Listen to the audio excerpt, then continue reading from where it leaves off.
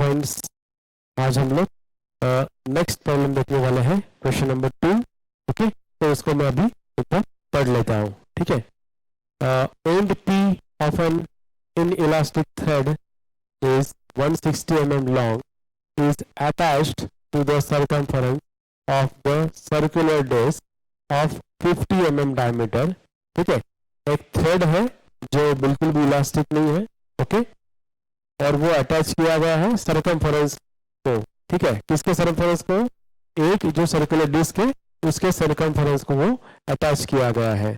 Draw the locus of the free and, ठीक है, Q of the thread if it is completely unwound from the disk।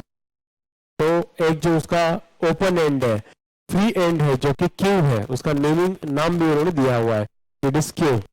तो उसको अगर हम लोग उसका जो लोकस हमें ड्रॉ करना है, if it is completely unwound from the disc, उस डिस्क से अगर हम लोग उसको अनवाउंड करते हैं तो। ठीक है, keeping the thread always tight, ये बहुत इंपॉर्टेंट है। Keeping the thread always tight, तो हमें टाइट रखना है। नेम द कर्व, अब इस पर्टिकुलर क्वेश्चन में नेम द कर्व पूछा गया है, तो इस पर्टिकुलर थिंग के लिए 2 मार्क्स है। ओके, 1 या फिर 2 मार्क्स इस पर्टिकुलर नेमिंग के लिए आपको देना होगा। से फॉर एग्जाम्पल, जस्ट एक एग्जाम्पल में लेता हूं, तो अभी ये बेसिकली ये क्वेश्चन जो है ना, ये एप्लीकेशन बेस्ड क्वेश्चन है। ठीक है, तो अभी इसका आंसर क्या है? बेसिकली हमें इनवोल्यूट ड्रॉ करना है। ठीक है, आप एक सर्कल यहाँ पे ड्रॉ कर लोगे और सपोज ये पॉइंट है Q वाला पॉइंट, तो ये जो पाथ ट्रेस करने वाला है ऐसा वाला, ठीक है, ऐसा हम लोग पाइडी उसका ड्रॉ करेंगे। तो ये जो Q पॉइंट है, ओके, उसने जो जनरेट किया हुआ पाथ है वो हमें बेसिकली ड्रॉ करना है। ठीक है, बट इसके बाद ये भी आपने ड्रॉ कर लिया, तो फॉर एग्जांपल सही से ड्रॉ किया है, बट नेम द कर्व, तो वो यहाँ पे करना है, तो वहां पे उसका नेमिंग अलग से आपको देना है। तो या फिर ऐसा आप लिख सकते हैं, answer name of the curve is involute. ठीक है, ये अलग से आपको लिखना है आंसर करके, और अगर आप चाहो तो उसको एक बॉक्स भी कर सकते हो। ठीक है ना, तो इसके लिए जो अलॉटेड मार्क्स होंगे 1 और 2, वो आपके जाने नहीं चाहिए जस्ट बिकॉज आपने वो लिखा नहीं है करके। ठीक है ना, आई होप आपको ये वाला पॉइंट समझ में आ रहा है। ठीक है, तो अभी फिलहाल ये सारी जो चीजें हैं मैं उसको इरेज कर दूंगा।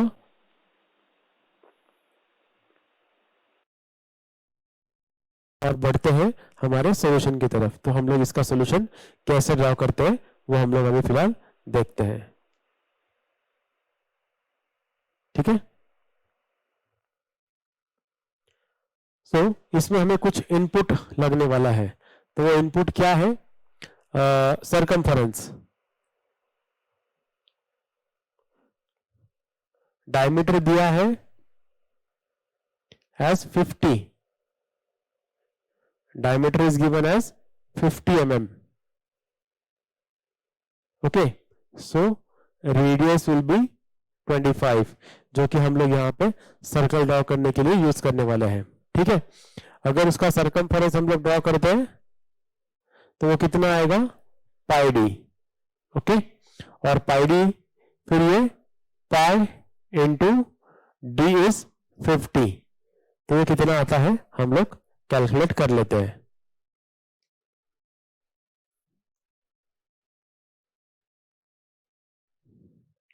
सो 50 into 3.14, so it is coming around 157। ठीक है, और यूजुअली आपको पता है कि हम लोग जो सर्कल है उसको 8 पार्ट्स में डिवाइड करते हैं। सो 157 डिवाइडेड बाय 8 अगर करते हैं तो कितना आएगा? Divided by 8, so it is coming around approximately 19.62, so coming around 19.62, जिसको हम लोग इक्वल कर सकते हैं 20 से। ठीक है, क्यों? क्योंकि इतना प्रिसाइज हम लोग नॉर्मल नेकेड आई से नहीं कर सकते। कोई अगर सॉफ्टवेयर से हम लोग ड्रॉ कर रहे हैं, yes we can do it. ठीक है, तो फिलहाल के लिए हम लोग जो इतना इनपुट है वो अभी हमने यहाँ पे लिख दिया है। ठीक है, अब हमें क्या करना है, कहाँ से स्टार्ट करना है, हम लोग पहले सर्कल ड्रॉ कर लेंगे। ठीक है, तो ये वाले जोन में सर्कल ड्रॉ करते हैं। तो for that what we need a axis. Circle है 25 का, ठीक है, 25 रेडियस है उसकी।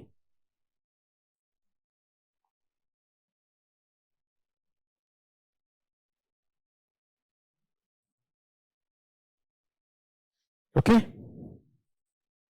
मैंने ये सर्कल पहले ड्रॉ कर लेता हूं और इसका जो डायमेंशन है मैं यहां से ले रहा हूं,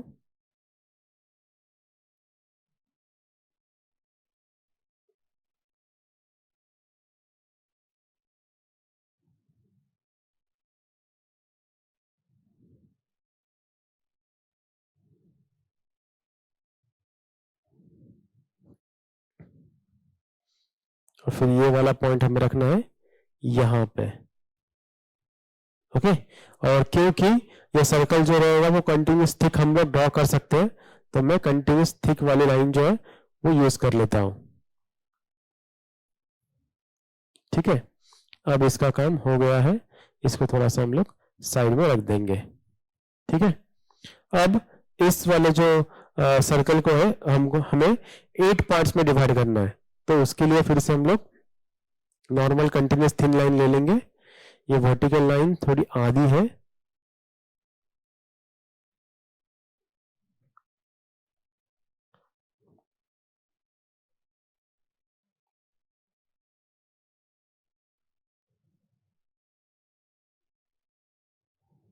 ओके। अब 45 डिग्री में हमें इसको मार्किंग करके लेना है, तो मैं इसको रोटेट कर देता हूँ 45 डिग्री में। ठीक है,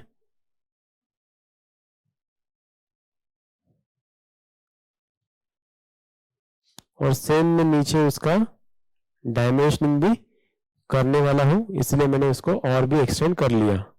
अब रिवर्स साइड 45 डिग्री। ठीक है,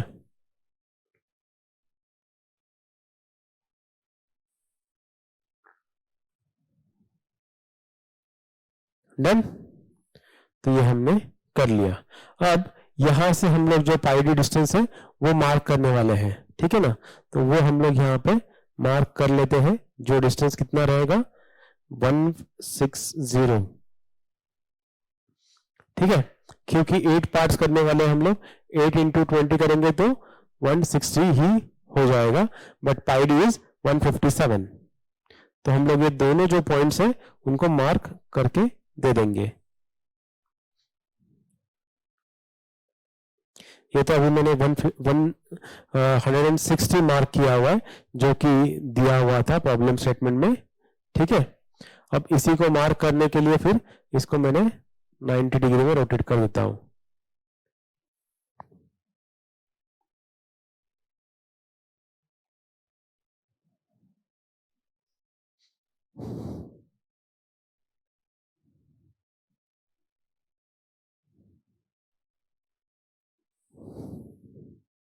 ठीक है, और फिर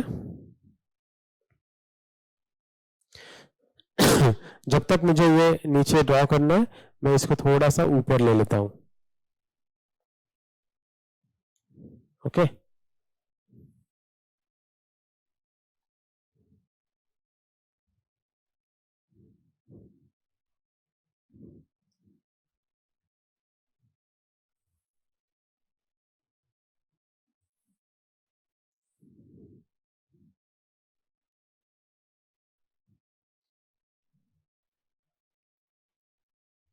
डन, और यहां पर भी मुझे लाइन चाहिए होगी।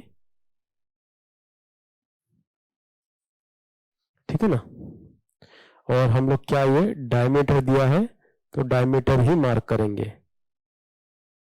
ठीक है,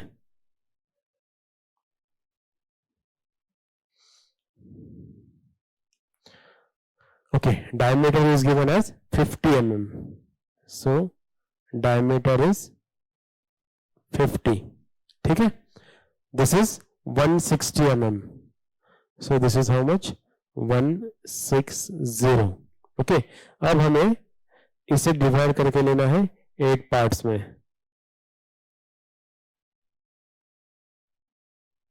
तो अप्रोक्सीमेटली 20 वाला जो डिस्टेंस है वो हमें वहां पे मार्क करना है।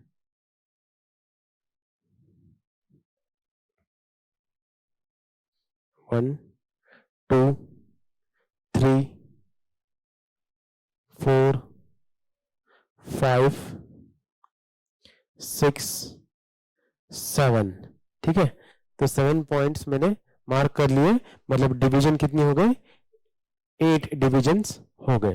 ठीक है, अब इसको मैं नेमिंग कर लेता हूं। So this is point number 1, point number 2, point number 3, point number 4, 5, 6, 7, this is point 8। ठीक है, अब ये वाला जो आखिरी वाला पॉइंट है उसका नाम उन्होंने दिया है पॉइंट क्यू, जो कि गिवन है। ठीक है, क्वेश्चन में ही दिया है। अब ये नेमिंग कर लेते हैं। दिस इज 1, 2, 3, 4, 5, 6, 7 क्यू और दिस इज 8। ठीक है, ओके, अब हमें क्या चाहिए, अब हमें लाइंस चाहिए जो कि पॉइंट 1, 2, 3, 4, 5, 6, 7 से पास हो गए, बट वो रहेंगे टैंजेंट इस पर्टिकुलर सर्कल को। तो वो वाले लाइंस हम लोग ड्रॉ कर लेते हैं। ठीक है, तो वेरी फर्स्ट हम लोग ये जो हॉरिजॉन्टल है 4 वाला वो हम लोग ड्रॉ कर लेते हैं।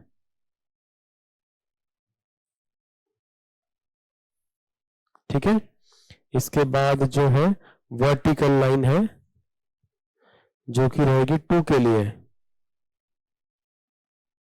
है ना, वो एक रैंडम डिस्टेंस के ऊपर मैं ड्रॉ करके लेता हूं। ठीक है, अब एक लाइन है 6 से,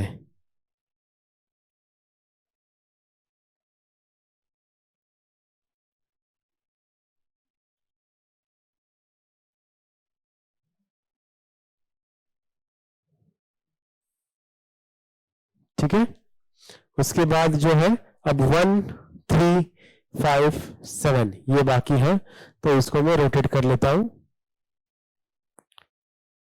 45 डिग्री पे।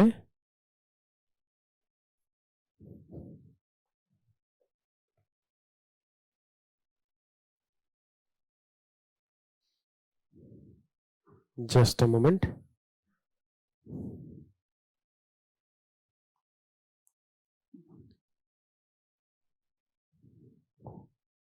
ओके, ये 45 बन गया। अब ये कहां से हम लोग ड्रॉ कर सकते हैं, 3 से।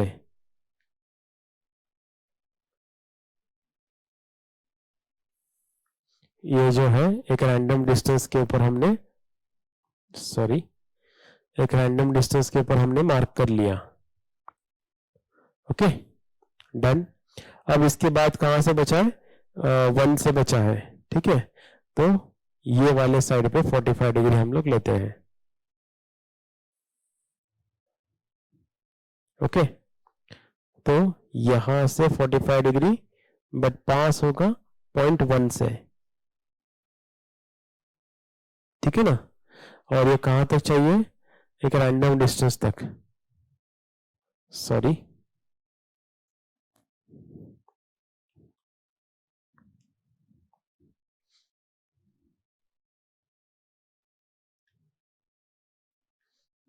अप्रोक्सीमेटली ये डिस्टेंस जो रहेगा वो पाई डी से थोड़ा सा कम रहेगा। ठीक है, उतना आपको ख्याल रखना है।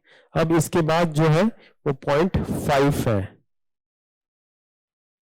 ओके, तो वो हम लोग यहां से ड्रॉ कर लेते हैं। ठीक है, अब ये तो हो गया, इसको मैं हॉरिजॉन्टल बना देता हूं, सॉरी वर्टिकल, हमें वर्टिकल चाहिए एक एडिशनल वाला। ठीक है, अब इस वाले लाइन को भी मैं थोड़ा सा छोटा कर लेता हूं, स्केल को। ठीक है, अब हम लोग क्या करने वाले हैं, we will measure the distance from 1 to 8 और मार्क करेंगे 1 to दिस पर्टिकुलर पॉइंट, तो उससे हमें क्यू पॉइंट मिल जाएगा। ठीक है, अब देखते हैं कि ये वाला जो डिस्टेंस है वो हम लोग कंपास से मार्क कर सकते हैं या नहीं। नहीं, कंपास से मार्क्स नहीं कर सकते क्योंकि इसका मैक्स डिस्टेंस जो है उतना ही है। ठीक है, तो इसको मैं क्लोज कर देता हूं। अब हमें ये पता है कि ये वाला जो डिस्टेंस है वो हम लोग स्केल से मेजर कर सकते हैं। तो वो डिस्टेंस कितना है? It is 160 minus 20, isn't it? 14। तो 14 डिस्टेंस हम लोग यहाँ पे 45 डिग्री वाला लाइन लेके मार्क कर लेंगे। तो ये जो पॉइंट है, ठीक है, वहां से 14 mm के ऊपर मैं एक पॉइंट मार्क कर लेता हूं। आप उसको चाहो तो आर्क भी ड्रॉ कर सकते हो, बट अभी मेरे पास एक अच्छा चीज है जिससे दिखने के लिए भी वो आसान अच्छा दिखे, तो मैंने वहां पे पॉइंट मार्क कर लिया है। आई डोंट नो कि आपको वो पॉइंट नजर आ रहा है या नहीं, बट अगर आप चाहो तो वहां पे आर्क हम लोग बाद में ड्रॉ कर लेंगे। पहले मैं पॉइंट्स मार्क कर लेता हूं सारे के सारे। ठीक है, अब ये था 140। 140 के बाद वापस से 20 कम करेंगे तो ये बन जाएगा 120। तो यहां से 120 वाला डिस्टेंस,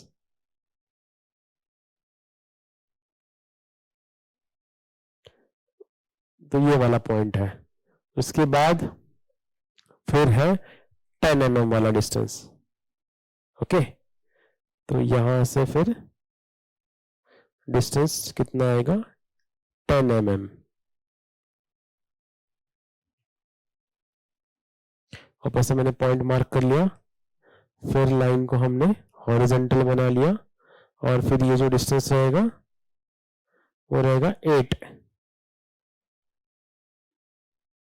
ठीक है, that point will be 8। Then next is point 7। ठीक है, इसी को अलाइंड पॉइंट नंबर 6, और जो कि कितना रहेगा? 6।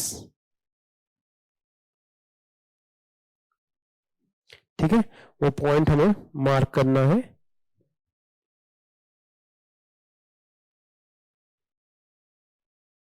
वो मैंने वहां पे मार्क कर लिया। अब है वर्टिकल लाइन, और जो डिस्टेंस रहेगा वो रहेगा कितना? 40 mm। ठीक है ना? अच्छा, मैंने 7 के ऊपर टेंजेंट लाइन ड्रॉ नहीं किया, तो वो हमें करना होगा।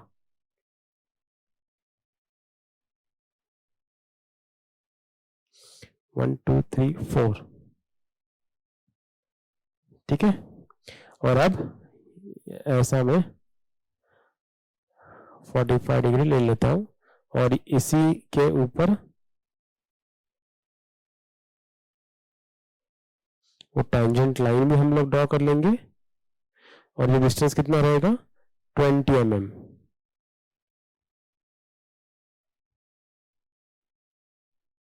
ठीक है,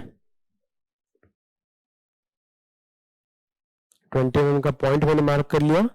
अब आर्क के लिए मैं, या फिर एक लाइन हमें ड्रॉ करना है। ठीक है, चलो, तो वो भी हमने कर लिया है। अब ये हॉरिजॉन्टल स्केल थी हमारी, इसको हम लोग यहाँ पे रख देते हैं। ठीक है, अब सारे जो पॉइंट्स हैं उन पॉइंट्स में से पास होने वाला एक स्मूथ कर्व हमें ड्रॉ करना है। ठीक है ना? तो मैं कोशिश करता हूं एक स्मूथ कर्व ड्रॉ करने की।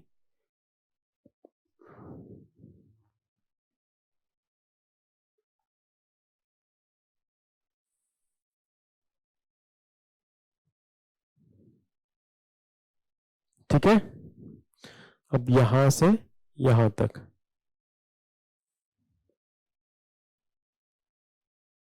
ओके, अब यहां से ये वाले पॉइंट तक।